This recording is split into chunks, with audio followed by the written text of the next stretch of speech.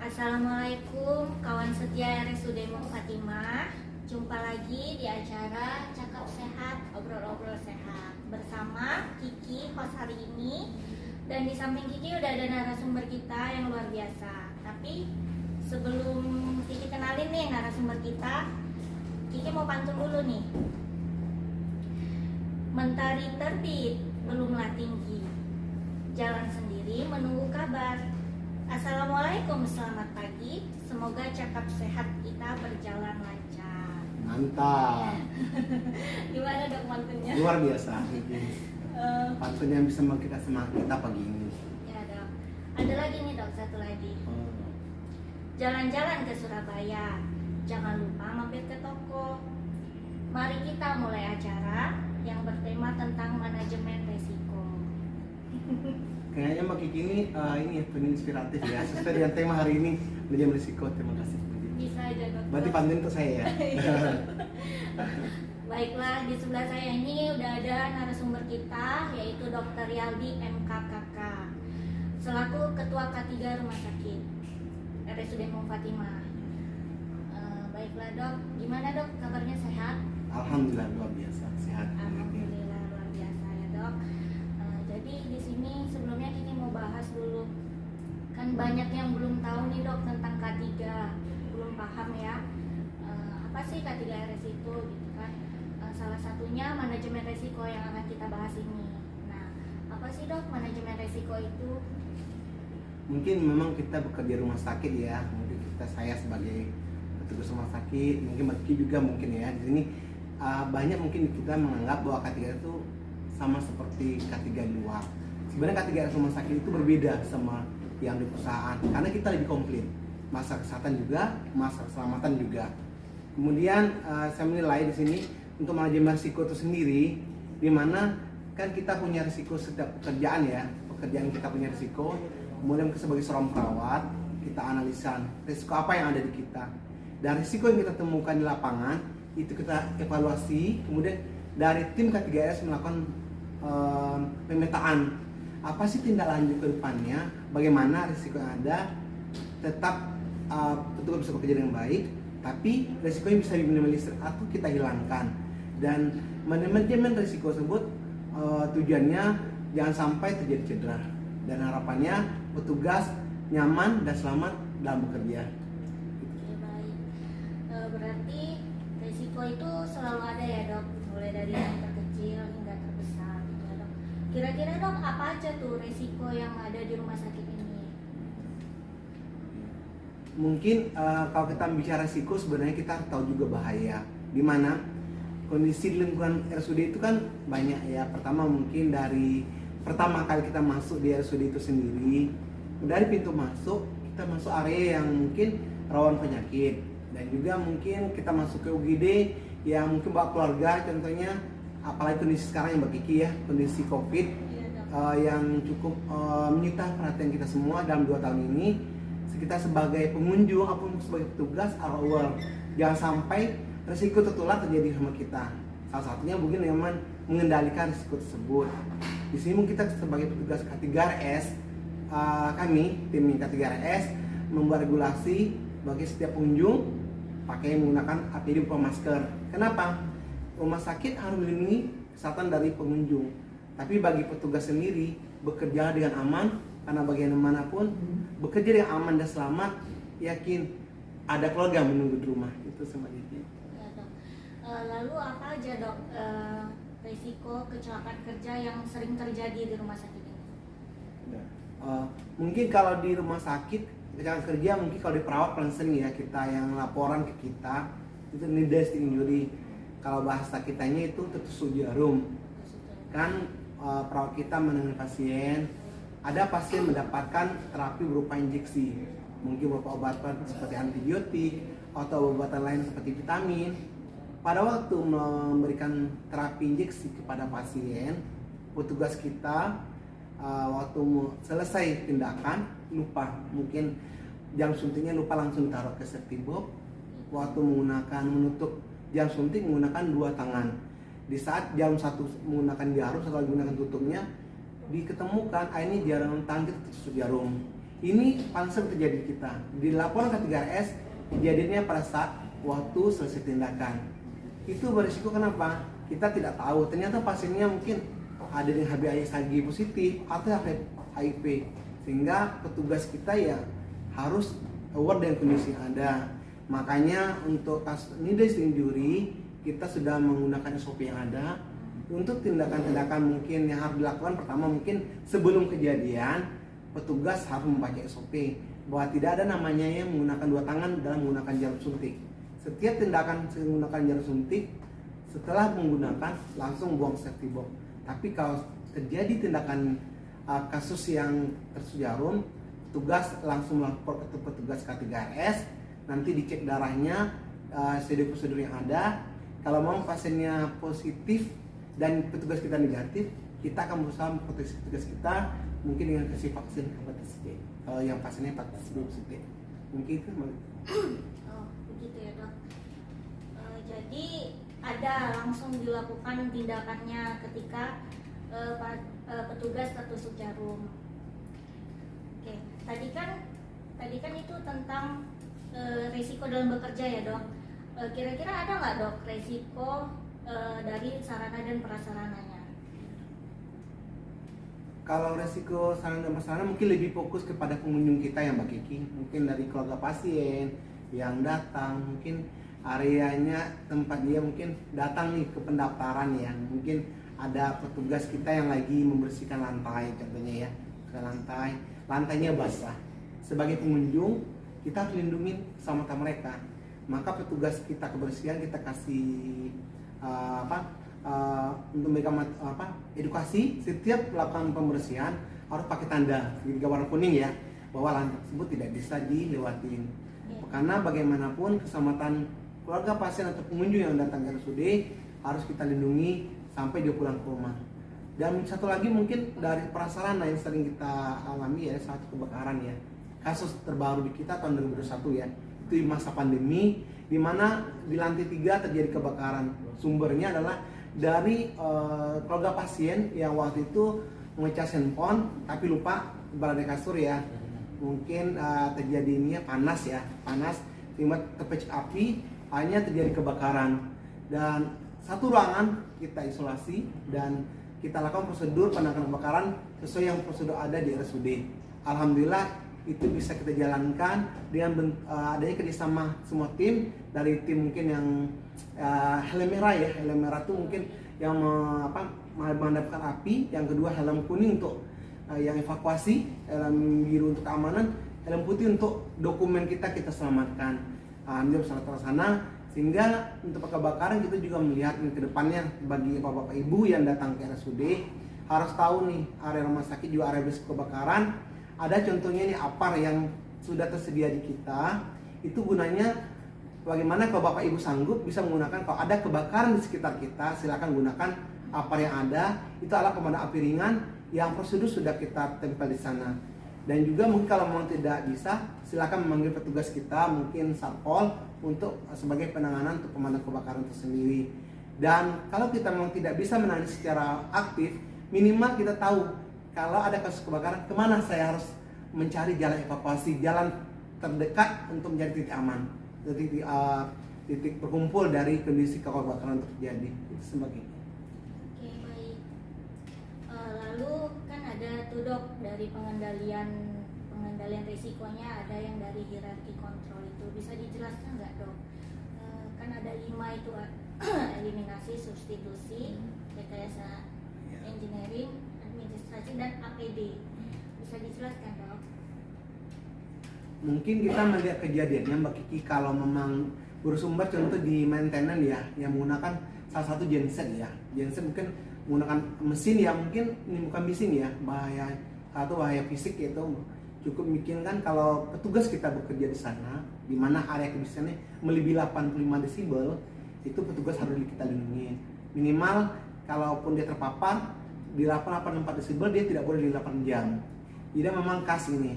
Jadi kalau memang memungkinkan kita mengganti mesin ya, tapi kita mengganti yang baru, pilih mesin yang tidak bising. Kenapa? Itu pilihan terbaik, tapi risikonya biaya keluaran jauh lebih besar. Kemudian bisa juga dengan substitusi tadi. kita bagaimana mengurangi dari itu dengan cara modifikasi salah satunya, rekayasa tadi ya, sesuai mengganti, kemudian rekayasa yang lain modifikasi, mungkin mesin kita tutup, jadi paparan dari bising akan berkurang. Kemudian kalau dari segi teknik administratif mungkin petugasnya ya tidak boleh tampil sering terpapar di sana, jam kerjanya.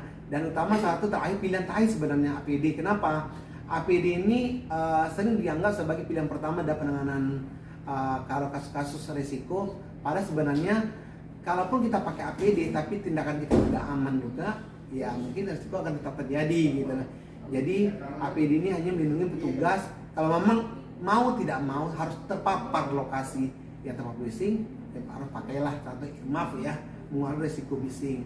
Itu kalau di mesin. Tapi kalau di petugas bekerja mungkin di shift perawat ya, perawat ada punya shift malam. Pada petugas yang shift malam itu kondisi lebih berat dibanding kondisi siang. Kenapa? Di saat jam istirahat mereka harus tetap bekerja. Mungkin salah satu administratif yang kita kerjakan.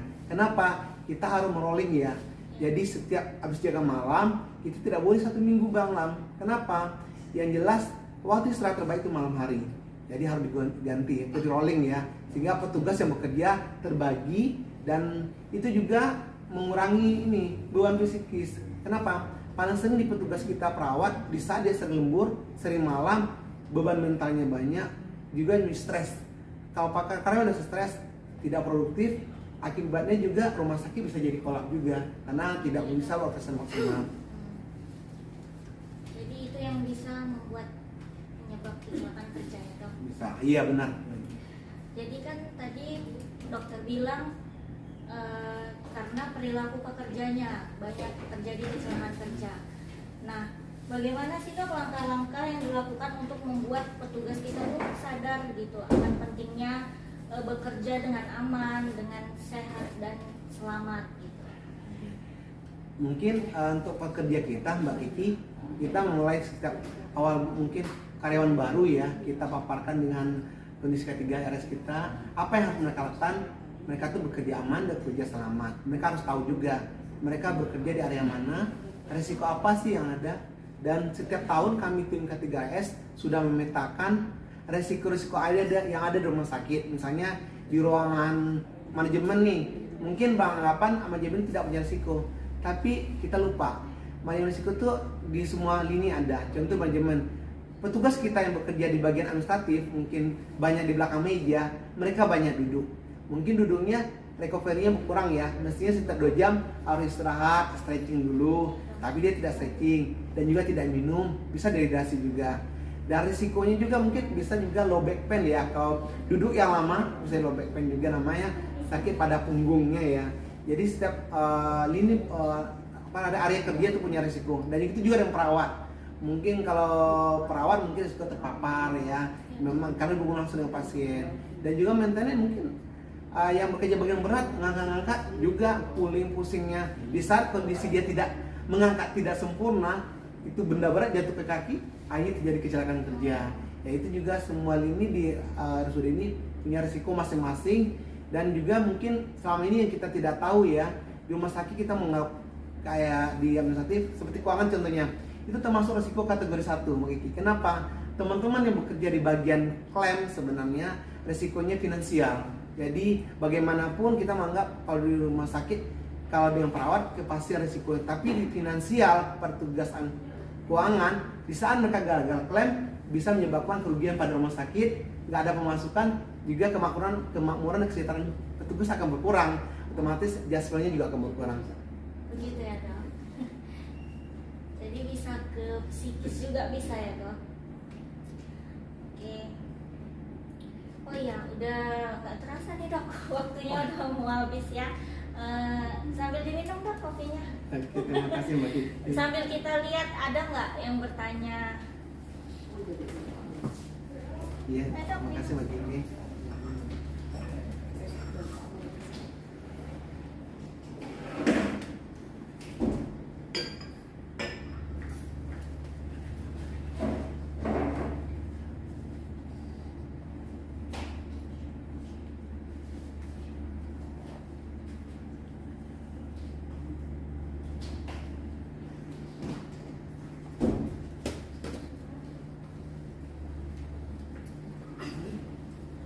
Mungkin udah pada paham kali ya petugasnya.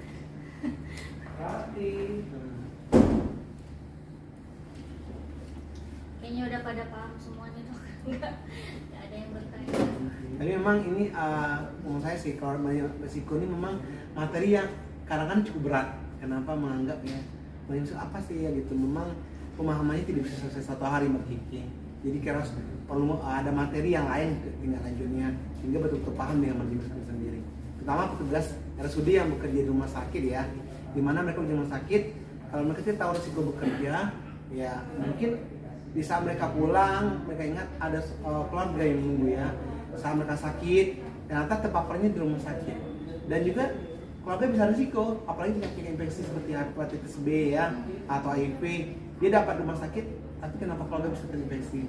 Nah, tanggung jawab kita sebagai petugas kalau kita bekerja di rumah sakit kita harus menjaga keluarga kita juga jangan sampai kita membawa penyakit ke rumah sakit. Iya dok. Oh iya dok, bagaimana dok cara kita menentukan apakah itu penyakit misalnya petugas ada penyakit gitu itu penyakit sebelum dia bertugas atau setelah dia bertugas bagaimana? Ya. Mungkin di sini itu penyakit akibat kerja ya Mbak Kiki. Sebenarnya penyakit akibat kerja itu ada namanya paparan exposure gitu. Ada petugas kita nih atau karyawan mau masuk, kita harus nilai dulu kondisi fisiknya. Kalau dia ada penyakit sebelumnya, berarti penempatannya sesuaikan dengan kondisinya. Tapi kalau mereka bekerja di area yang berisiko, contohnya di maintenance ya tadi ya, yang petugas kita bekerja di area bising yang mungkin di genset, kita lihat paparannya berapa lama, exposure menggunakan genset itu berapa hari, atau mungkin di teman-teman petugas perawat nih, dia sering lelah, capek, harus nilai juga. Apakah memang mereka bekerja melebihi waktu atau memang ada psikososial dari atasan ya, tekanan itu juga bukan risiko pekerjaan sendiri. Oh iya dok, baik. Oh iya dok, ada yang bertanya nih dok dari Instagram Tiara THN. Dok mau nanya manajemen risiko pada rekam medis di rumah sakit itu apa ya? Ya. Terima kasih kepada Mbak Tiara yang sudah bertanya ya. Memang kita di rekam medis ya, apalagi dengan sistem sekarang ya mungkin yang menerapkan rekam medis elektronik ya, tetap ada resiko. Pertama, mungkin resiko kepada tertukarnya ya. Mungkin kalau kita tidak aware dengan cara bagaimana menanya pada pasien, apa yang tanya pada pasien waktu pendaftaran lah. Apalagi pasien sudah pernah mendaftar di kita, nama, tanggal lahirnya. Mungkin waktu menyediakan rekam medisnya, kalau kita pakai manual ya, bisa jadi tertukar. Maka harus dipastikan kalau pasien tidak pernah berobat ke kita, nama dan tanggal lahir harus dipastikan juga. Kemudian juga untuk jangan sampai rekam medis pasien tertukar. Dan juga bagi petugas, kalau petugas itu untuk pasien ya. Kalau petugas kita melihat nih, dia bekerja di area mungkin yang masih menggunakan manual, masih menggunakan kertas-kertas, debu-debu itu faktor risiko. Kenapa?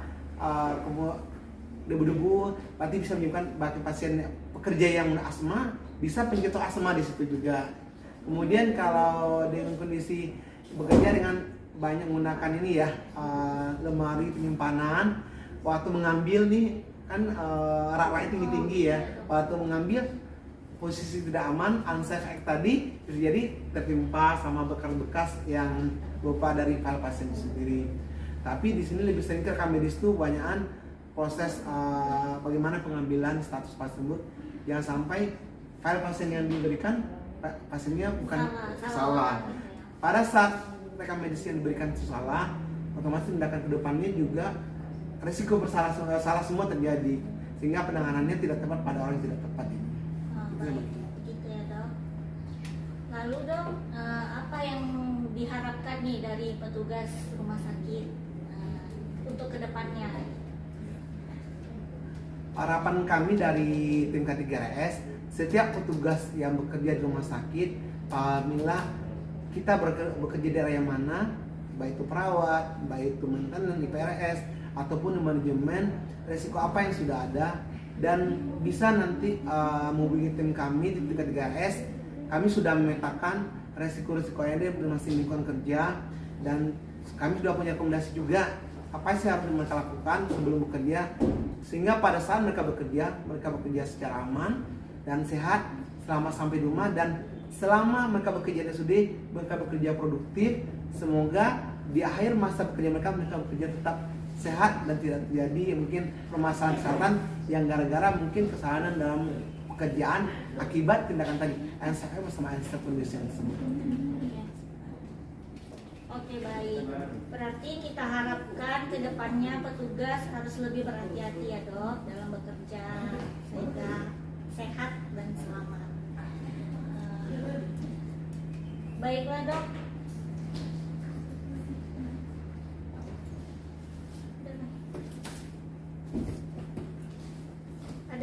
Ada satu lagi nih dok, pertanyaan dok. Ya.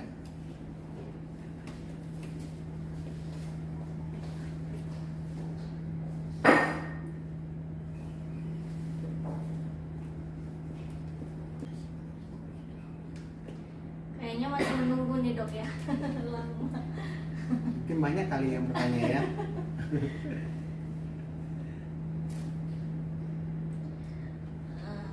Baik. Bagaimana peran K3RS terhadap instruksi rekam Kemenkes? Rekam medis kali ya kayaknya ya. Akan rekam medik elektronik. Oh iya. Ya, memang peraturan terbaru ya tahun ini keluar ya bahwa setiap pemberi pelayanan kesehatan wajib menerapkan rekam medis elektronik. Kenapa? Untuk mensinkronkan semua setiap data yang ada, mungkin rujukan juga ya dari tempat lain pun ke fasilitas yang lain sudah terekod dengan baik, sehingga memudahkan pelayanan kepada pasien, sehingga pasien bisa terlayani dengan baik. Dan juga sebenarnya manfaat sangat banyak ya Bukti. Pertama, kalau bagi rumah sakit sendiri, bisa kita masih menggunakan manual. Pertama, kita masih menggunakan banyak tempat. File pasien masih kita simpan di suatu tempat, rekam medis masih butuh biaya. Habis itu juga kemungkinan risiko rekam medisnya menjadi waktu penyimpanan tidak benar, mungkin hilang bisa ya. Tapi dengan rekam medis elektronik ini data sudah tersentral, dan juga waktu pasien datang berkunjung kita mungkin dokter lebih gampang melihat rekodnya dan tidak perlu lagi melihat lembaran-lembaran ya. Yang mungkin juga waktu melihat lembaran tersebut ya mungkin bisa jadi dokternya juga terlihat tanggalnya kapan ya, try control. Tapi dengan rekam medis elektronik, jejak rekodnya akan lebih terlihat dengan baik, dan pasien pun juga akan lebih puas. Kenapa? Bisa mereka berobat ke rumah sakit atau meminta layanan rumah sakit, rekam medis mereka tidak menunggu lama, karena otomatis tidak lagi diantar sama petugas ke ruangan, mungkin dari petugas rekam medis ke pelayanan poli ya. Kalau sekarang tinggal daftar namanya, rekam medis nomor rekannya, nanti dokter yang menerima layanan mungkin di poli jantung udah langsung di sana tinggal buka aja, sehingga pasien tidak lama mendapatkan layanan rumah sakit dan pasien akan puas. Dengan kepuasan pasien meningkat, maka rumah sakit juga beruntung ya, makin banyak yang berobat atau menggunakan fasilitas rumah sakit untuk mendapatkan pelayanan kesehatannya. Oke, baik, berarti pelayanan jadi lebih efisien gitu ya dok? Iya Mbak Kiki, pasien tidak nunggu lama. Kita lihat ada lagi nggak pertanyaan?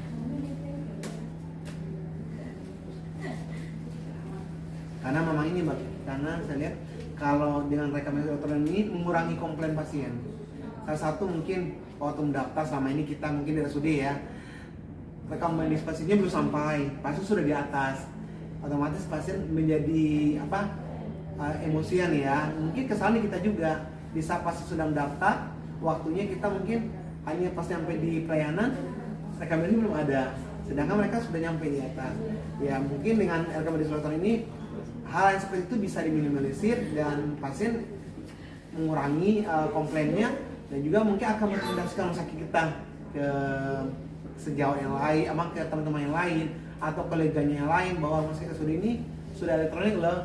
Jadi kedepannya mungkin masih banyak atau rumah sakit manapun ya yang sudah menerapkan namanya rekam medis elektronik akan bermanfaat dan mendatangkan hasil yang cukup signifikan juga. Di samping komplain berkurang, mungkin pendapatan juga meningkat karena pasien datang juga mengeramai. Berarti berarti untuk mengurangi keluhan-keluhan pasien juga ya dok? Iya. Oh iya, ada lagi nih dok yang nanya nih dari Instagram Mas Lam Widodo. Bagaimana kesiapan K3RS dalam menjamin keamanan data rumah sakit, khususnya rekam medis elektronik yang akan kita terapkan? Terima kasih Mas Widodo kayaknya ya. Pertanyaannya memang di kondisi sekarang di saat nanti datanya elektronik semua sudah terkonek semua ya. Fasilitas kesehatan sudah terkonek semua dan sistem rujukan pun juga lebih lancar. Memang salah satu kendala mungkin ya keamanan data ya, keamanan data. Disinilah perannya kita mungkin di tim IT nanti ya. Bagaimana kita harus sigap juga bahwa data yang kita punya di elektronik sudah terproteksi dengan baik. Dan bagaimanapun data-data ini nggak boleh juga sampai keluar. Misalnya ini, kalau mungkin datanya sekedar rujukan keluar, mungkin data itu aja. Tapi data-data lain dengan pasien harus kita jaga. Dan juga bagaimanapun hak pasien adalah terlindungi data-data selama di rumah sakit.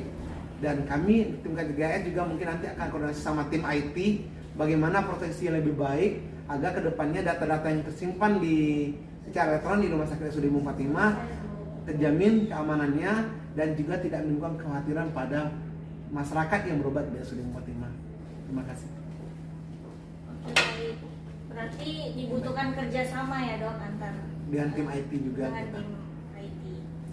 Oke, baiklah. Kayaknya udah nih, udah habis waktunya. Oke, kawan setia RSUD Bung Fatimah, sebelum Kiki tutup nih acaranya, Kiki mau pantun dulu ya. Pergi ke kota menjual bonsai, pohonnya tumbuh cuma sejengkal. Acara kita pun sudah usai, bawalah ilmu sebagai bekal. Assalamualaikum warahmatullahi wabarakatuh. Waalaikumsalam warahmatullahi wabarakatuh. Salam minum dok. Terima kasih. Putih aja kan.